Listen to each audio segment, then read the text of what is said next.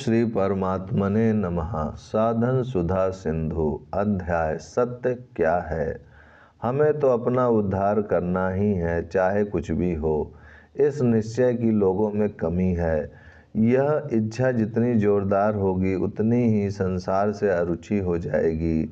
सत्संग में पारमार्थिक बातों को सुनने से अपने उद्धार की रुचि होती है और सांसारिक भोग भोगने के बाद भोगों से अरुचि होती है। तो इन दोनों को स्थायी कर लें, अर्थात सत्संग की रुचि और भोग की अरुचि, इन दोनों को पक्का कर लें। यह आपका काम है।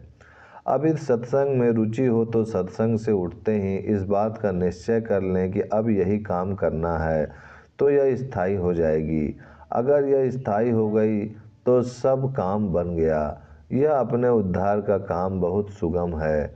केवल रुचि की ज़रूरत है। भीतर एक बात जची हुई है कि यह काम जल्दी नहीं होता, देरी लगती है। यह बहुत घातक चीज़ है। परमात्म तत्व के लिए भविष्य की आशा बहुत ही घातक है। भविष्य की आशा उस वस्तु के लिए होती है जो कर्मजन्य हो, जिससे देश काल की दूरी हो, पर जो सब देश काल वस्तु अवस्था परिस्थिति आदि में पूर्ण रूप से विराजमान हो, उसके लिए भविष्य नहीं होता। सांसारिक कामों के लिए जैसे भविष्य की आशा होती है, वैसे परमात्म तत्व के लिए भी भविष्य की आशा रखना कि इसमें बहुत समय लगेगा, यह बहुत गलत धारणा है। मैं आपको वही बातें सुनाता हूँ जो मुझे अच्छी लगती हैं और जीने से मुझे बहुत लाभ हुआ है। आप इन बातों का आदर करें तो बहुत जल्दी लाभ हो सकता है। जैसे एक राजा राज्य की संपूर्ण वस्तुओं पर, संपूर्ण गांवों पर शासन रहता है, संबंध रहता है, उससे भी बहुत विशेष संबंध परमात्मा का है। बहुत विशेष यह कि इन वस्तुओं की सत्ता ही उस परमात्मा से दिख रही है। नहीं तो एक क्षण भी न ठहरने वाला संसार सच्चा क्यों दिखता है।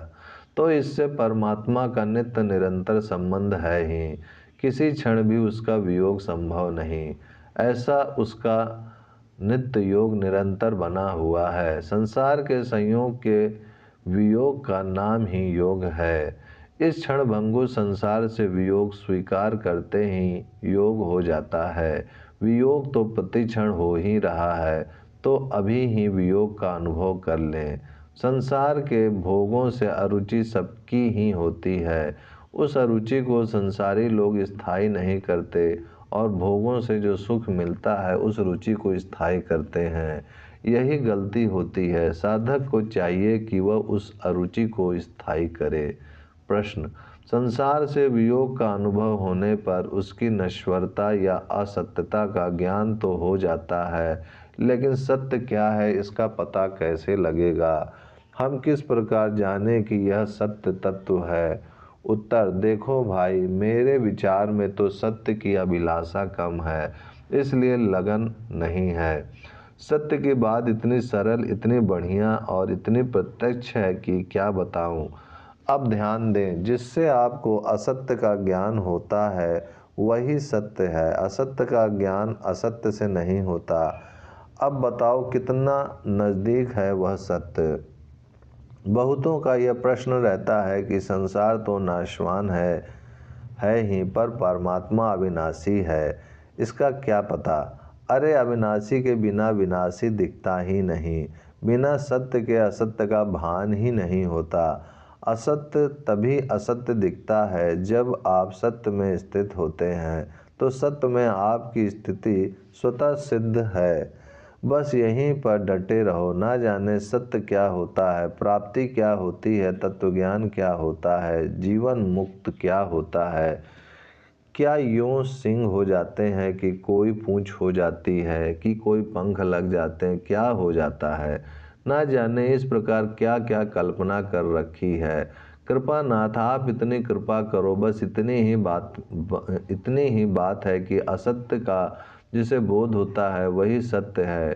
कोई पूछे कि सब कुछ दिखता है पर आँख नहीं दिखती, तो जिससे सब कुछ दिखता है वही आँख है। आँख को कैसे देखा जाए कि यह आँख है? दर्पण में देखने पर भी देखने की शक्ति नहीं दिखती। वह शक्ति जिसमें है वह स्थान दिखता है। तो सुनने, पढ़ने, विचार करने से जो आपको ज्ञान होता है, वह ज्ञान जिससे होता है वही सत्य है, वही सबका प्रकाशक और आधार है, वही ज्ञान स्वरूप है, वही चेतन स्वरूप है, वही आनंद स्वरूप है। जैसे दर्पण में मुख दिखता है, ऐसे ही यह संसार दिखता है। संसार स्थिर नहीं रहता, बदलता रहता है। यह अपने अनुभव की बात है। अब यहीं देखें, पहले यहाँ बिल्कुल जंगल था, अब मकान बन गया। यह आपकी देखी हुई बात है। यह कौन सा सदा रहेगा? एक दिन सफाचट हो जाएगा, कुछ नहीं रहेगा। तो सब मिट रहा है, प्रति क्षण मिट रहा है। इसे मिटता हुआ ही मान लें।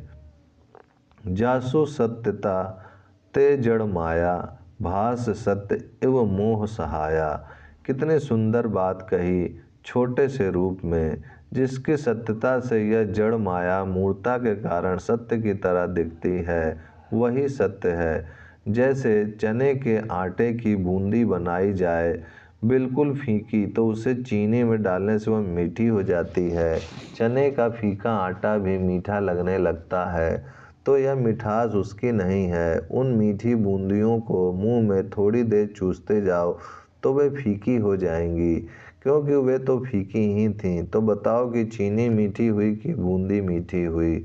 जो फीके को भी मीठा करके दिखा दे, वह स्वयं मीठा है ही। ऐसे जो असत्य को भी सत्य की तरह दिखा दे, वह सत्य है ही। प्रकाश और अंधकार दोनों का जिससे ज्ञान होता है, वह अलुप्त प्रकाश है, अर्थात वह प्रकाश कभी लुप्त होता ही नहीं। वह क्रियाओं और अक्रियाओं को, जागृत, स्वप्न, सुषुप्ति को, संपूर्ण अवस्थाओं को प्रकाशित करता है। सब अवस्थाएं उससे जानी जाती हैं। उसी में आप हरदम स्थित रहें, उससे नीचे ना उतरें। ओम शांति शांति शांति।